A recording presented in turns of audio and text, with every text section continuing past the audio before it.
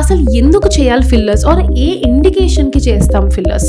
చాలాసార్లు మనకి కన్సల్టేషన్లో dark circles అని వస్తారు. అసలు వాళ్ళకి డార్క్ సర్కిల్సే ఉండకపోవచ్చు, వాళ్ళ కళ్ళకింత కొంచెం గుంటలాగా ఉంటుంది అనమాట, బట్ కలర్ మాత్రం నార్మల్గానే ఉంటుంది. బట్ షాడో పడడం వల్ల మనం యూజువల్గా డార్క్ సర్కిల్స్ అనుకుంటాం. చాలా మందికి థిన్ లిప్స్ ఉంటాయి.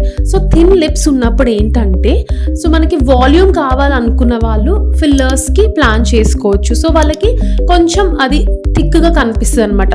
ఇంకొకటి చాలా చిన్నగా ఉందంటే ప్రపోర్షన్స్. సో ఫేస్లో ఏదైనా సరే మనకి ప్రపోర్షన్స్ని బట్టి ఉంటుంది. ఫోరెడ్ ప్రపోర్షన్, నోస్ ప్రపోర్షన్ అండ్ లో ఫేస్ ప్రపోర్షన్, అంటే చిన్న లిప్స్ ప్రపోర్షన్.